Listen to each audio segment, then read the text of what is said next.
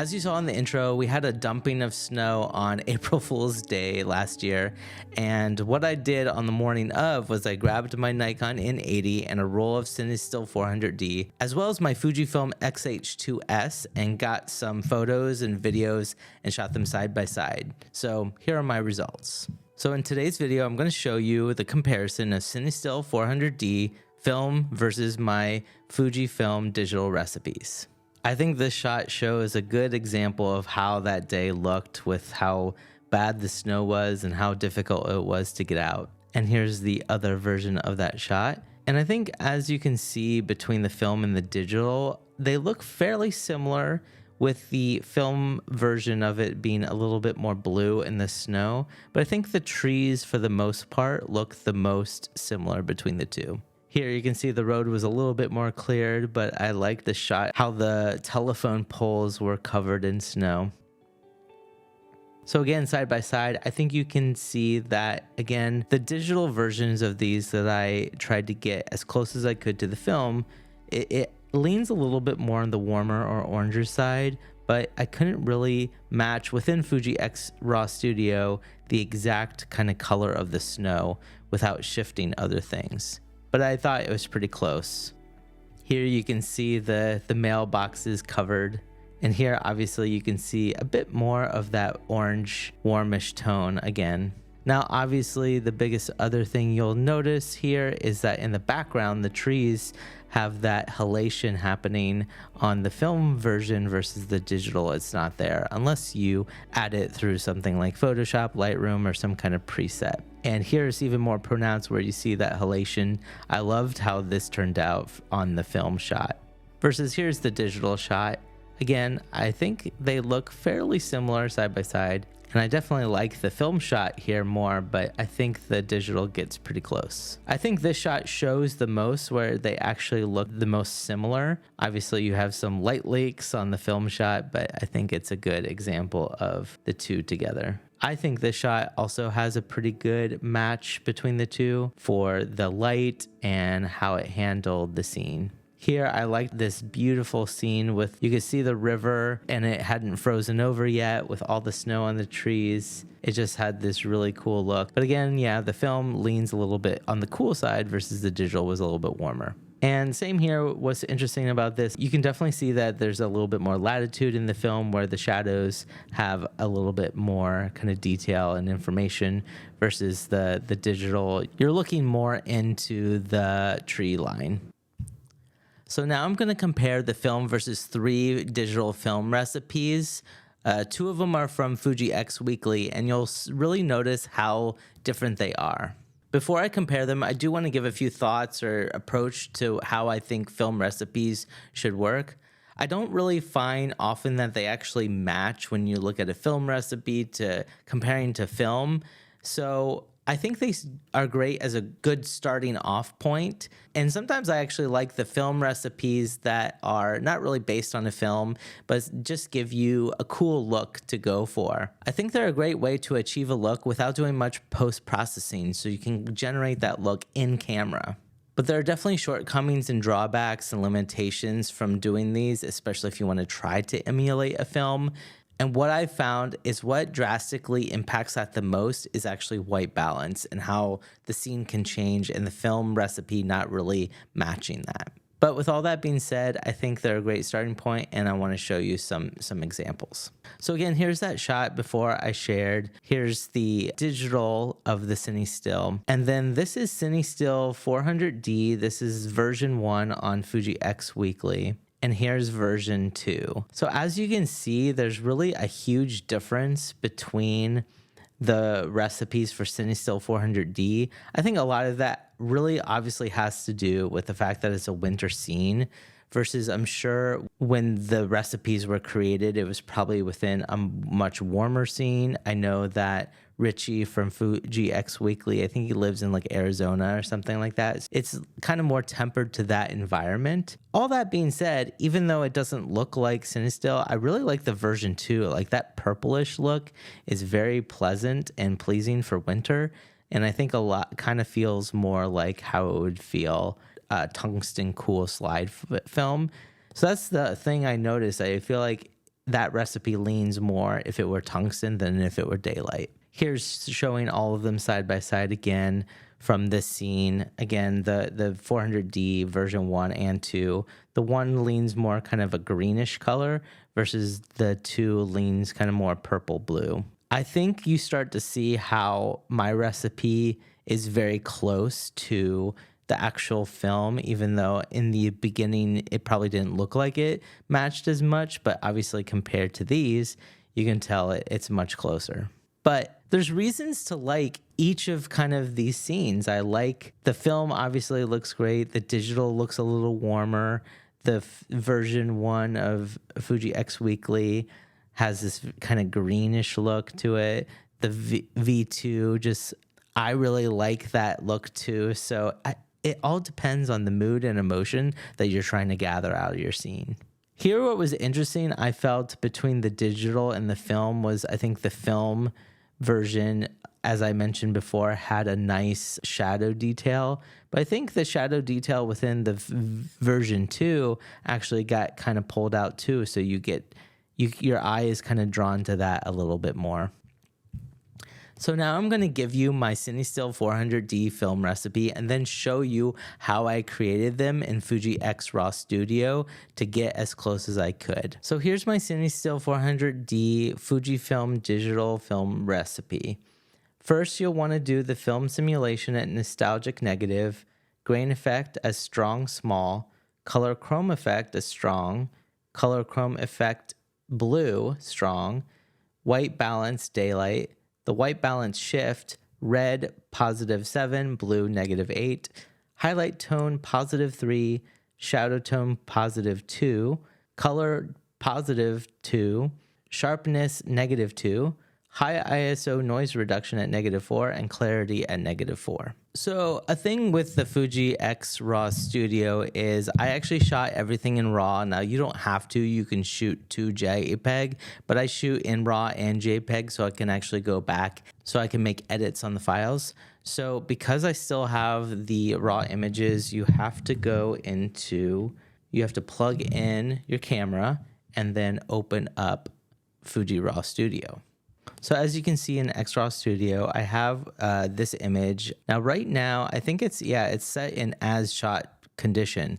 So this was actually shot, you'll see film simulation, Astia, soft, highlight and shadow tone -2. It's kind of my default when I just go out and shoot. So you can see here that it doesn't really look like what I shared before, but I have these profiles. You'll see, I'll click on Cinestill 400D in T, and there we go.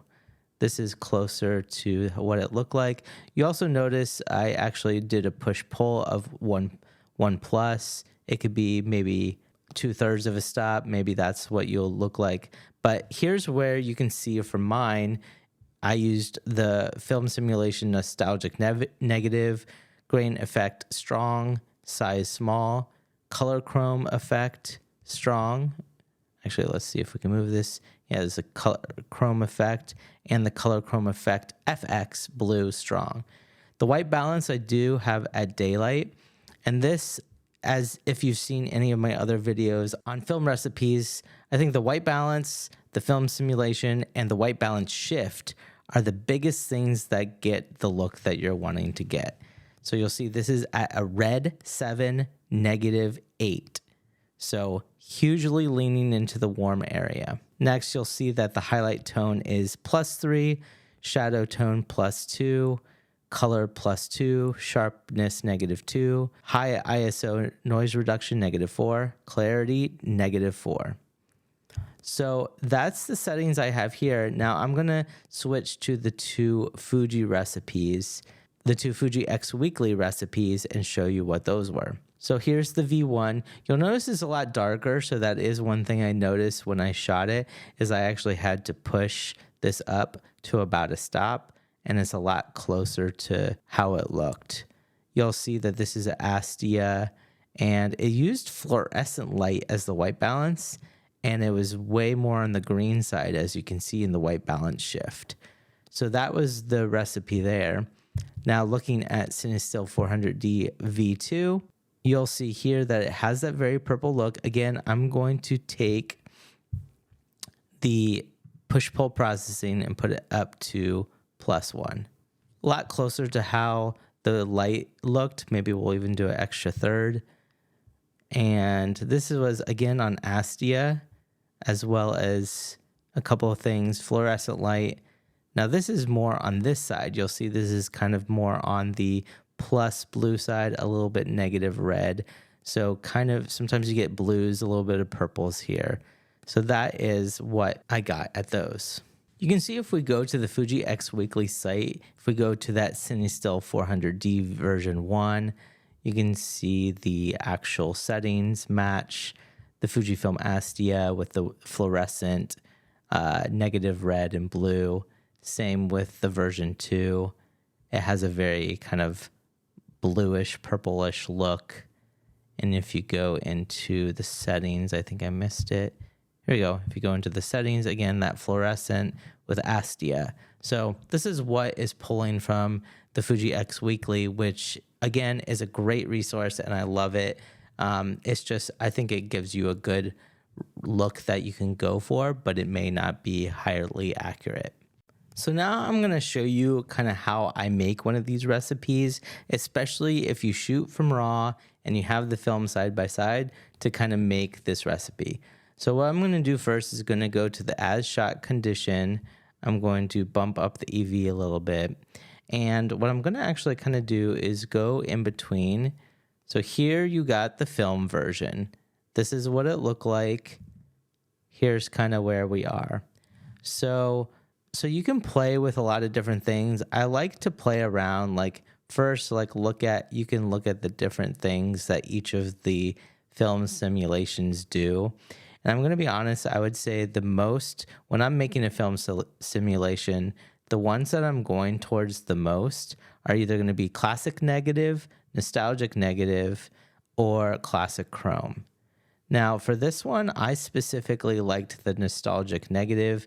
It kind of gave that really warm look to it. And already I feel like it's a little bit closer, but there were some other things I wanted to do.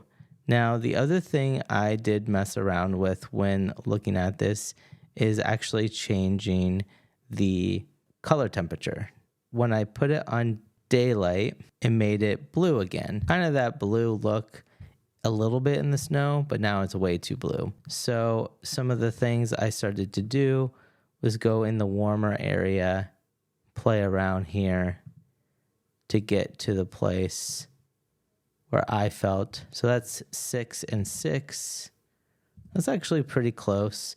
And the thing I've noticed a lot is that, and as you saw from some of the comparisons, is, you know, one shot could be this, and then the next shot, it'd be closer to like there. So when you have the ability to kind of keep playing around with it, it gets at the closer looks. So I think if I remember, the red 7 and negative blue 8 was the final one that I had chosen. So right there, you can see it's pretty close, but again, it's a little bit more blue in the snow. Now, as you saw before, the white balance was a little bit when we moved it to daylight. I mean, we could also go back to auto and then try to play around with the white balance shift again. Play around with it. So there's really no like one way to do it. I could kept it at auto or use daylight to get there. The thing I'm looking at is I'm looking at the snow, I'm looking at the sky, I'm also looking at the trees to see how that works. Now, I kind of messed around with the recipe, and instead of it being daylight, I changed it to auto. Now, the reason I originally created it with daylight is I feel like it's a little bit more consistent. When I have made the film recipes for my tungsten films, those were using a set color temperature balance. And especially at night, that is easier to do versus the day. It is a lot more difficult to play around with that. So why don't we do this? I'm going to save a new profile. We'll just call it Cinestill 400D NT for YouTube. YouTube. So that is the new version.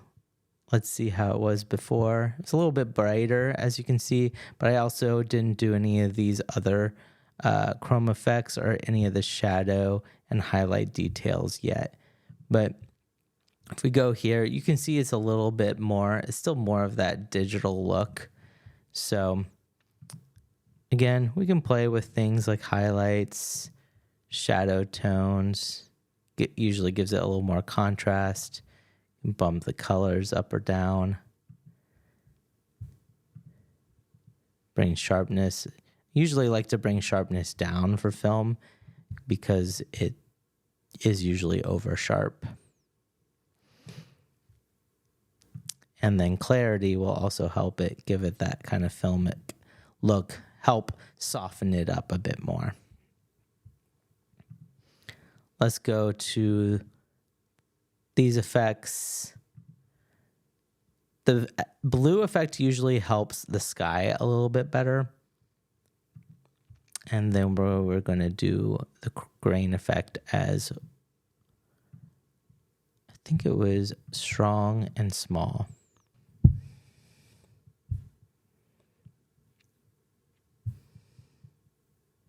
So looking at the tree trunks, looking at the snow. Again, this version, just as we were kind of rebuilding it again compared to what it was before, I think it looks pretty close, but then you can go back again. Let's go to classic negative. Will that change it? Can we go to classic chrome? How does that look? Astia. Yeah, I think nostalgic negative. Let's see, Eterna. Nostalgic negative just has the warmest look that I think the Cinestill 400D had. Hey, thank you so much for watching today's video. I hope you found these film simulation comparisons useful and that you enjoy testing them out for your own Fujifilm. And let me know what Fujifilm film recipes that you've tried in comparison to film that you enjoy. Thanks again, and I'll see you on the next one.